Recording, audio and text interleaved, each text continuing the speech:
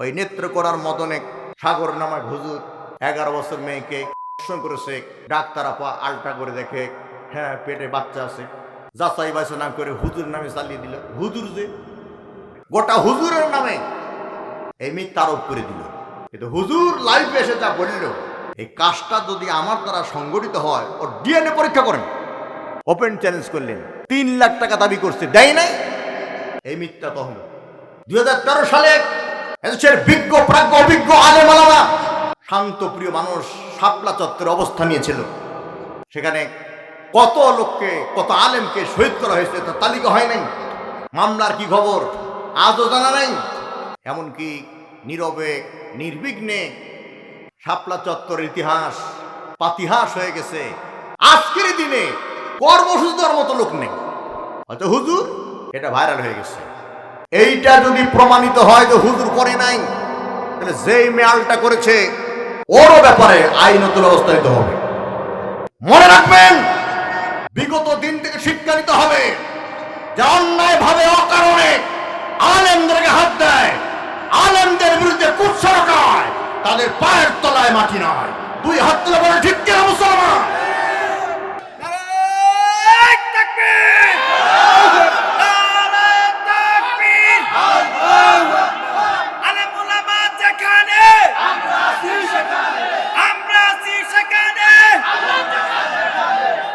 আমরা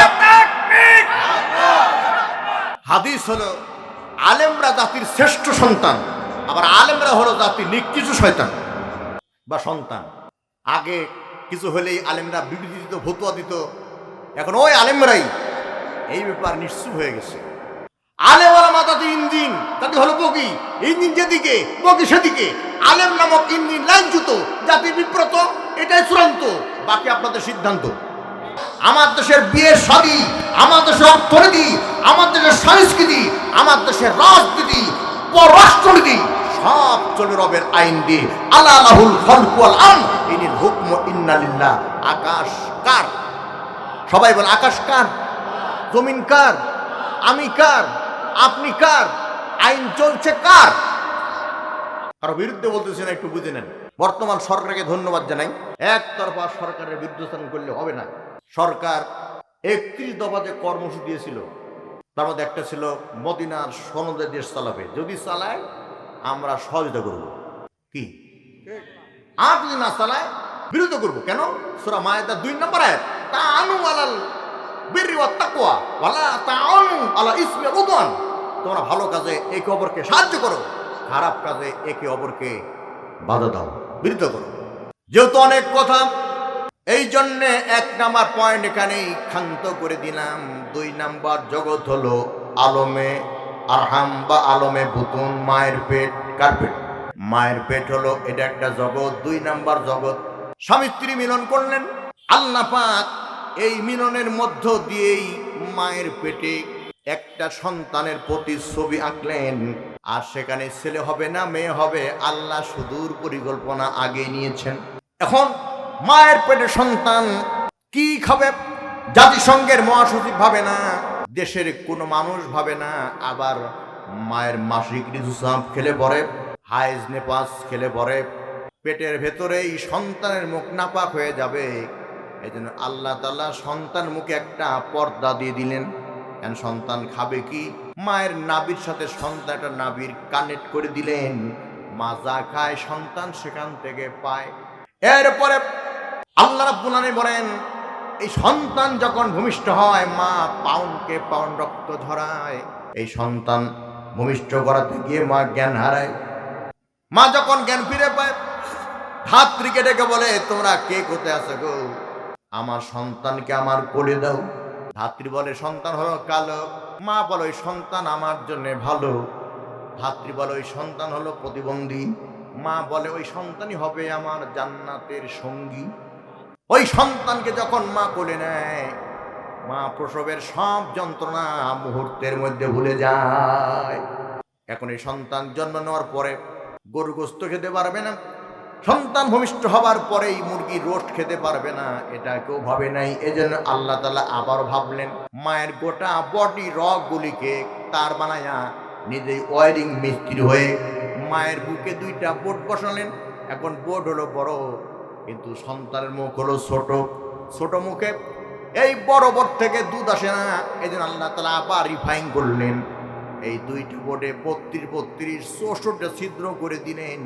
সন্তান দুধ পান করে 2 বছর। সূরা লোকমানে আছে আমাইনে, আম মানে 1 বছর, আর আমাইনে মানে হলো 2 বছর। এই সন্তান 2 বছর দুধ পান করে, দুধের পরিমাণ 16 থেকে 19 মণ। এই কাঁঠালবাড়িয়া, আমি বলতেছি হুকুম দিচ্ছি তা না, বরং বুঝাবার জন্য বলছি, এই কাঁঠালবাড়িয়া অবিবাহিত একটা মেয়ের গোটা বডির টুকরো টুকরো করেন, 1 বিন্দু দুধ আসবে না। কিন্তু সন্তান ভূমিষ্ঠ করার পরে মায়ের স্তনে দুধের ব্যবস্থা করে দেন কে? আমার ভাইয়েরা খুব ভালো করে কান লাগান। এই সন্তান আস্তে আস্তে বড় হলো, নাফরমানি শুরু করে দিল। আল্লাহ পাক বললেন, আল্লাহু আখরাজাকুম মিন বুতুনি উম্মাহাতিকুম লা তা'লামুনা শাইআ। এই সন্তান, কি করে নাফরমানি করো? মুই কি হলো রে? দেখে নেব, আমি কম নাকি রে? তুই তো কিছুই ছিলেন না রে। সুম্মা নুখরিজুকুম তিফলা, আমি আল্লাহ তোমাকে শিশু আকারে ভূমিষ্ঠ করাইছি। কথা ঠিক আছে? এমন সন্তান ভূমিষ্ঠ হওয়ার পরে ল্যাটিন আমেরিকা, ইউরোপ কান্ট্রির মায়েরা তার স্তনের দুধ সন্তানকে পান করায় না। ভাষাটা খারাপ হবে, মনক্ষুণ্ণ হবেন না, বুঝাবার স্বার্থে বলছি।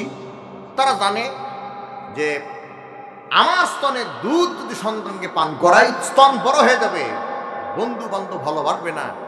তাই সন্তানকে ঘর রেখে কুকুর সাথে নিয়ে ঘুরে সন্তানকে দুধ পান করে না। সন্তানকে খাওয়ায় কি? খাওয়াই হলো ল্যাকটোজেন 1, খাওয়াই হলো ল্যাকটোজেন 2, খাওয়াই হলো ডানো, খাওয়াই হলো রেড কাউ। আমরা হুজুর মানুষ ভাই, ইংরেজি কম বুঝি, তবে রেড কাউ মানে জানি। রেড মানে লাল, কাউ মানে গরু। রেড মানে কি? লাল। কাউ মানে কি? গরু। লাল গরু। ওইটা দেখে আমার দেশের মেয়েরা সন্তানকে তার স্তনের দুধ না খাওয়ায়া রেড কাউ খাওয়ায়, লাল গরু খাওয়ায়। শুনে রাখো, কাঁঠালবাড়ির মাহফিলে পর্দার আড়ালে যে সমস্ত মা বোনেরা বসে এসেছো, ওয়া শুনতেছো, তোমার সন্তানকে তোমার স্তনের দুধ যদি পান না করাইয়া রেড কাউ খাও, ওই সন্তান বড় হলে শুকরের মতো, কুকুরের মতো ব্যবহার না করলে গরুর মতো ব্যবহার করবেই। কথা ঠিক আছে? এবার আরেকটু ভালো করে বলি। সন্তান আস্তে আস্তে বড় হলো, মা বাবার সেবা করল। এইবার সন্তান যখন বিয়ে করল, মায়ের সব অবদান ভুলে গিয়া এ দুনিয়াতে সুখ স্বাচ্ছন্দ্যে জীবন যাপন করার জন্য বউকে নিয়ে আলাদা ভিন্ন হয়ে গেল। কাঁঠালবাড়িয়ায় তো এই জাতীয় কোনো যুবক নেই, আছে? তাহলে 3টা ডায়লগ দিয়ে দেই। মা সে সাহাবায়ে কেরাম ডাক দিল, ওসমান তুমি তো নবীর জামাই। ওসমান, 10 জন ব্যক্তি বিনা হিসাবে জান্নাত যাবে, তার মধ্যে তুমি 3 নম্বরে। হে ওসমান, তুমি ইসলামের 3য় খলিফা, কবর দে কাঁদো কেন? ওসমান সেদিন বলেছিল, আল্লাহ পাক যদি আমাকে গোসা করে জাহান্নামে দেয়, সেখানে বন্ধু পাবো। আল্লাহ যদি আমাকে দয়া করে জান্নাতে দেয়, সেখানে সাথী পাবো। কিন্তু কবর এমন একটি জায়গা, একা একা কেমনে থাকবো? এই জন্য কবরের ভয়ে কান্নাকাটি করি। কাঁঠালবাড়ির মাহফিলে আগত শ্রোতাদেরকে বলি, নবীর জামাই হওয়ার পরে, ইসলামের খলিফা হওয়ার পরে, জান্নাতের সুসংবাদ প্রাপ্তির পরে যদি কবর থেকে কাঁদে, তাহলে আমাদের কবর থেকে না কাঁদলেও চলবে। সাহাবায়ে কেরাম বলে, রাসূলুল্লাহ, আপনার কাছে জানতে চাই, কবরের কথা, মরণের কথা স্মরণ হবে কোন জায়গায় গেলে? নবীজি তার আগে বললেন, খুতবাতুল হাকাম 37 নম্বর খুতবা হাদিসটি আছে, আকসিরু যিকরান হাযিমিল লাযযাতিল মাউত। এ সাহাবীরা, অধিক মাত্রায় তোমরা মরণের কথা স্মরণ করে কান্নাকাটি করো। সাহাবায়ে কেরাম বলে, রাসূলুল্লাহ, কান্নার কথা স্মরণ হবে কোন জায়গায় গেলে পরে? নবীজি বললেন, জিয়ারাতুল কবর তুযাক্কিরুল মাউত। তোমরা কবর জিয়ারত করো, তোমাদের মরণের কথা মনে পড়ে যাবে। এই কাঁঠালবাড়িয়া গোরস্থানে আজ থেকে 50 বছর আগে এমন ধনী, এমন নেতা খাইতো আছে 50 বছর পরে, তার নাতি নাতনিরা জানে না তার নানা দাদার কবর কোন জায়গায়। আজকে যদি আপনি মারা যান, ঠিক আজ থেকে 50 বছর পরে আপনার নাতি নাতনিরা জানবে না আপনার কবর কোন জায়গায়। এই জন্য কবর থেকে কান্নাকাটি করো। কবরস্থানে গেলে পরে মরণের ভয় মনে হয় কিনা? আবার কবর থেকে দূরে গেলে পরে মরণের ভয় নাই। লম্বা না করি, এটা হলো 4 নাম্বার। 5 নম্বর হলো আলমে আখেরাত, আখেরাতের জগৎ। আমি আপনার আখেরাত কি দিয়ে বুঝাই? আমার দেশের কাঁঠালবাড়ির মেয়েরা সুই দিয়ে সূচ দিয়ে কাঁথা সেলাই করে। এই সূচ যদি আটলান্টিক মহাসাগরে অথবা প্রশান্ত মহাসাগর নিক্ষেপ করে, তাহলে আটলান্টিক মহাসাগরের গভীরতা হলো 33,000 ফিট, আর প্রশান্ত মহাসাগরের গভীরতা হলো 36,000 ফিট।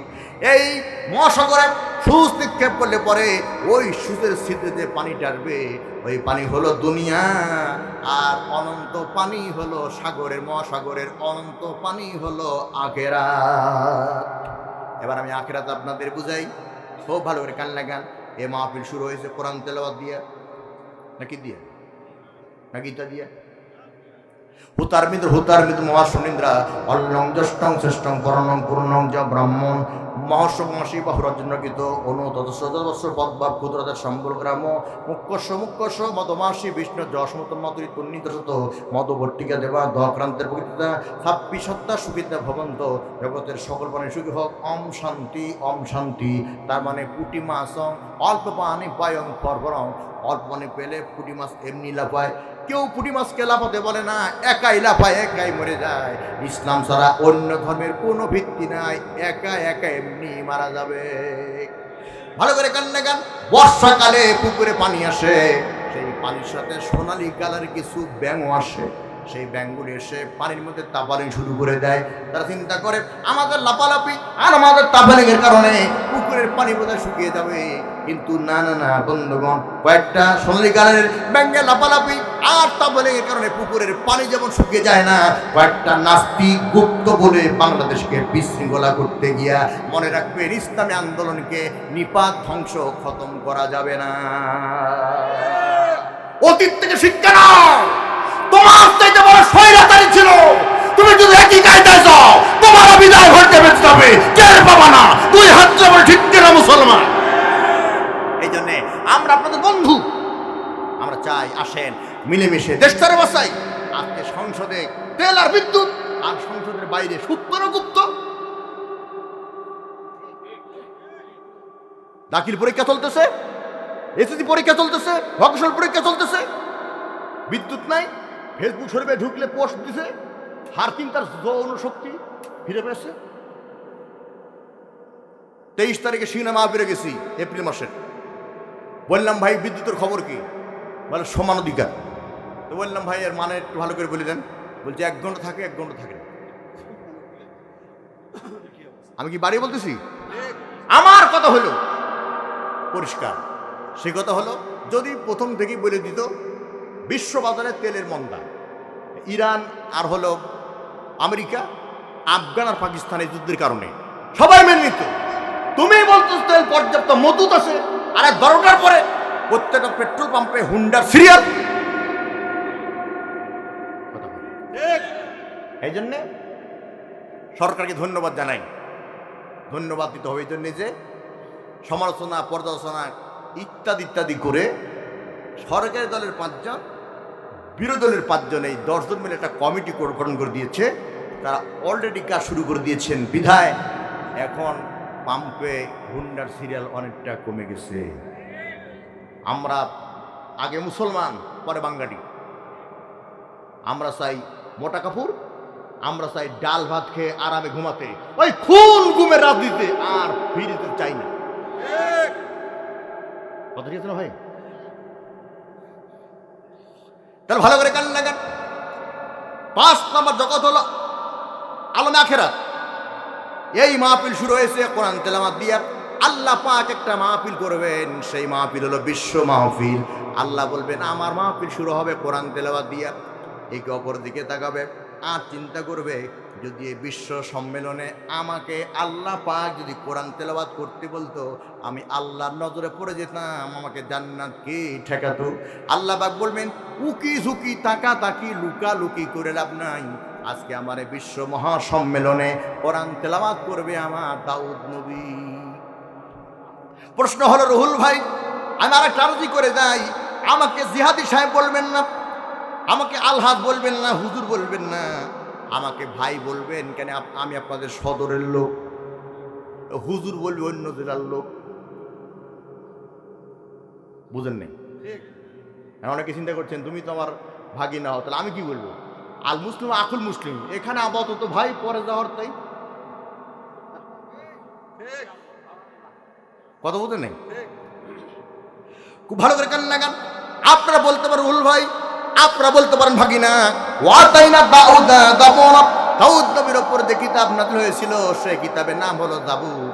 দাউদ তো কোরআন তেলাওয়াত করতে পারেন না, তাহলে কোরআন তেলাওয়াত করবে কিভাবে? জবাব হলো, আল্লাহ পাক যখন দাউদ নবী কোরআন তেলাওয়াত করো, সঙ্গে সঙ্গে দাউদ নবী 30 পারা কোরআনের হাফেজ হয়ে যাবে। এখন দাউদ নবী কোরআন কারীমের কোন সূরা থেকে কয়টা আয়াত তেলাওয়াত করবে? তাফসীরে কাসিরে বলা হয়েছে সূরা তাহা 1 আর 2 আর 3 নম্বর আয়াত। আমি একটা খাড়া টান দিব, আল্লাহু আকবার বলতে পারেন, জয় বাংলা বলতে পারেন, বাংলাদেশ জিন্দাবাদ বলতে পারেন। এটা হলো গণতান্ত্রিক দেশ, তবে এটা আওয়ামী লীগের জনসভা না, আওয়ামী লীগের নেতাও না, এটা বিএনপির মঞ্চ না, বিএনপির নেতাও না, কোরআনের মাহফিল, আমি কোরআনের খাদেম, এখানে আল্লাহু আকবার চলবে। দুই হাত তুলে বলেন কথা ঠিক আছে তো? টান হবে খাড়া, কি বলবেন? তাহা মা আনজালনা আলাইকাল কুরআনা লিতাশকা ইল্লা তাযকিরাতাল লিমান ইয়াখশা।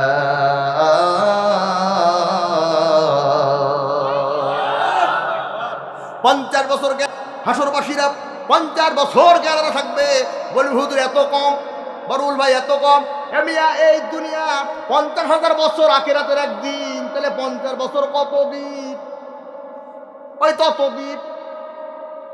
আমি আমার যুবকদেরকে বলি, তাফসীর আয়োজন করেছো, কোরআন তোমার ভালো লাগে না বন্ধু, কোরআন তোমার ভালো লাগে না ভাই রে, তোমরাই তাকে গান গেয়েছো, আমি তো মরেই যাবো, কেউ বাঁচাতে পারবে না। গান গাইনি এক সময় কথা পাই না, এরা শিরিক। বাঁচানোর মালিককে। ও যুবক, কোন নারীর প্রেমে পড়ে মরো না, জীবন দিও না। আল্লাহর কালাম কোরআনের জন্যে আর নবীদের সমাজ বিনির্মাণের জন্য জীবন দাও। কালকের কিয়ামতে হাসান হুসেনের সাথে জান্নাতে থাকবে। 50 বছর জ্ঞান হারাম, 50 বছর পরে যখন জ্ঞান ফিরে পাবে, তখন আল্লাহ পাক ডাক দেবে হাসরবাসীরা, আখিরাতের জনগণ, আর তেলাওয়াত শুনবে নাকি? ওরা বলবে আর কে আছে বাকি? বলবে আমার নবী নিজেই, সে দিবে না ফাঁকি। এখন আল্লাহ নবী কোন সূরা তেলাওয়াত করবে? ওই তাফসীরে কাসিরে বলা হয়েছে সূরা ইয়াসিন 1, 2, 3, 4 নম্বর আয়াত। কানটা আরো খাড়া হবে, আপনার আল্লাহু আকবার বলবেন না, জয় বাংলা। ইয়াসিন ওয়াল কুরআনিল হাকীম ইন্নাকা লামিনাল মুরসালিন আলা সিরাতিম মুস্তাকিম।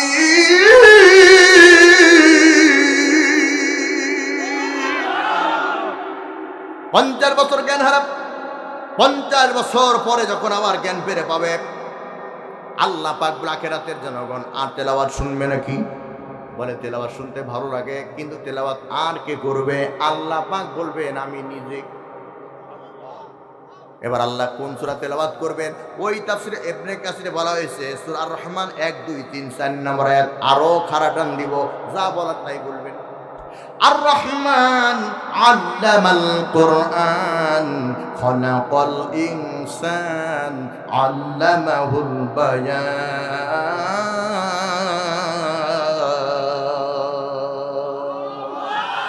দুই হাত টান টান করেন, উঁচু করেন, মুট করেন, কারণ নাকে যেন না লাগে। লিল্লাহে তাকবীর। বুঝতে পারছি কিছু আওয়াজ প্রধান বক্তা রিজার্ভ রাখছে, অথবা আমি নাটোরের বক্তা, আমার সাথে আওয়াজ দিলে সব কম হবে, এরকম কিছু আছে কি? তো গলায় টান টান করেন, গলা একটু ক্লিয়ার করে নেন। লিল্লাহ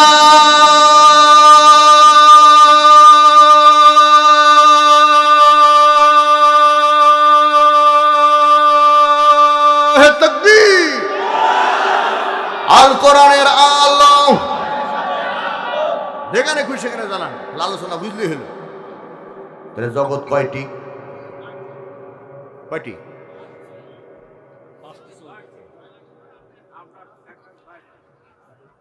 না, হ্যাঁ নিজাম ভাই আসছেন, আব্দুল হিলারি ভাই, মাশাআল্লাহ।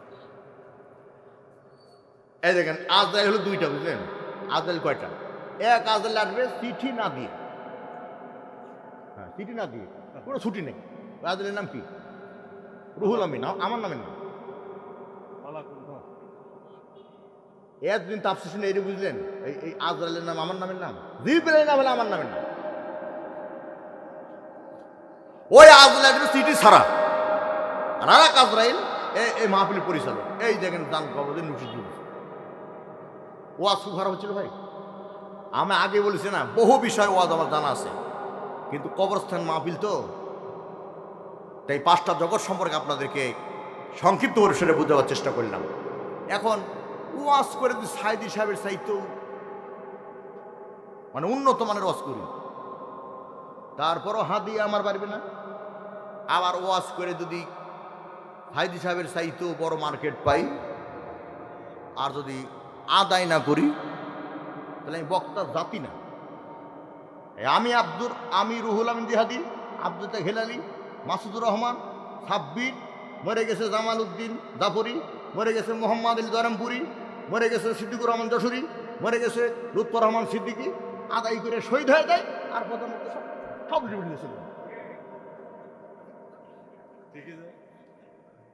ঠিক হলো। এই বক্তাকে দাওয়াত দেন কেন? কমিশনে আসেন, শতকরা না হলে হাজারে। কি যেই বক্তা কন্ট্যাক্ট করে ওয়াজ করে, ওর ওয়াজ শুনবেন না। আওয়াজ আছে, ওয়াজ আছে, হেদায়েত নেই। কথা ভুলবেন না। আবার যারা বলে ঠিক, ওই বক্তা কি করে ঠিক, এটাও ঠিক।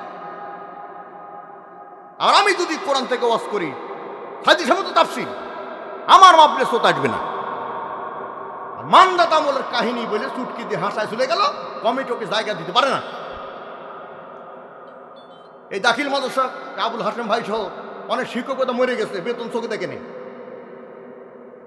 আর আমি রুহুল আমিন ওয়াজ করে আদায় করে শহীদ হয়ে গেলাম। দোয়াই দিয়ে গেল কমিটি, দোয়া দিল বিয়ে করলাম, দোয়া দিল মেয়ে হলো, দোয়া দিল ছেলে হলো, আবার দোয়া। মনের দুটি কথা বলতেছি, আমাকে হাত দিয়ে বেশি দিবেন না, এই মাদ্রাসা এমপি হবে না। কি শোনেন, রাগে ক্ষোভে যে কথাই বলি, আমি আপনাদের ছেলে যে ভাই, সেজন্য বললাম। একটা মাহফিলে, তারপর গোরস্থানের উদ্যোগে মাহফিল দিয়েছেন, কত টাকা দেয় হবে বলেন? কত টাকা দেওয়া হবে? সেই টাকা যদি দুই বক্তাকে 1 লক্ষ টাকা দেন ধরে নেন, তাহলে পরে গত বছর ওয়াজ করে যে টাকা ক্যাশ ছিল ওখান থেকেও দেওয়া লাগবে। আমি রুহুল আমি 27 বছর ওয়াজ করি, 27 বছর ওয়াজ করি। আমি যদি হালখাতা করি কমপক্ষে 10 লাখ টাকা পাবো। ওয়াজ করে বসে আছি, সাদা বিদায় দেন, যা বাবারে জুম আবার দেয়া করে, জুম আবার দেয়া করে, ও তো মরে গেছে, ও টাকা দেয়নি। ওর তারা তো আমি পড়াইছি, অথচ আমি ইসলামের কথা বলি, আমি হুজুর, আমি আলেম, এই আমাকে বাঁকা চোখে দেখে। আলেমদের সাথে খারাপ আচরণ করো না।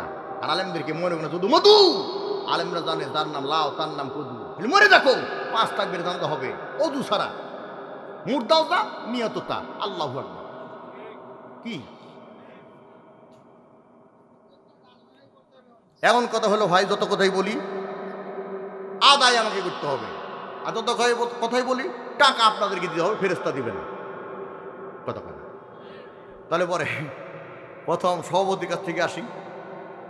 কোরআনের একটা আয়াত বলি, সূরা আস-সফের 2 নম্বর আয়াত, ইয়া আইয়ুহাল্লাযীনা আমানু লিমা তাকুলুনা মা লা তাফআলুন। ইমানদাররা করোনা তা বলো না। আয়াতের তাফসীর হলো, ও কাঁঠালবাড়িয়া যুব সমাজ উদ্যোগে আয়োজিত মাহফিলের সভাপতি, জনাব আল্লাহ আব্দুল সাত্তার, তুমি যা দান করো না, যারা ওয়াজ শুনতে এসেছে দূর দূরান্ত থেকে, তাদের কাছে খালি আলাদা আক্কেল আছে না, উনিও দিয়ে দিবেন।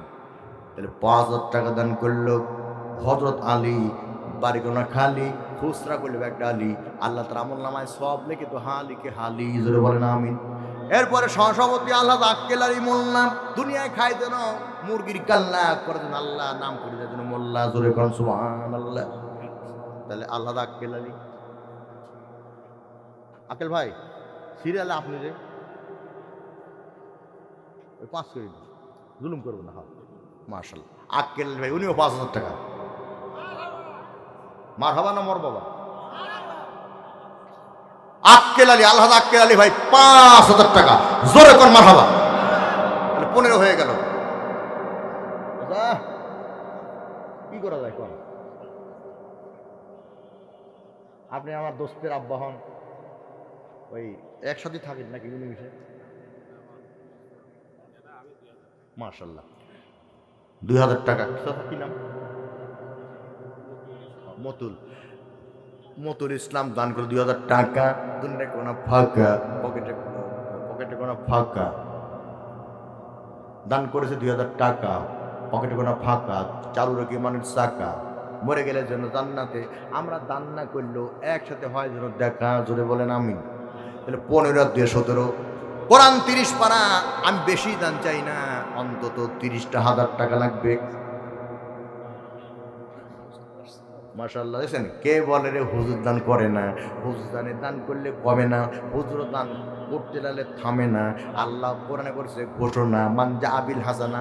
ওয়াজ শুনতে হচ্ছে কারবালা থেকে আব্দুল হিলালি ভাই, আমার তো মনে হয় এই মঞ্চেও তিনি ওয়াজ করেছেন।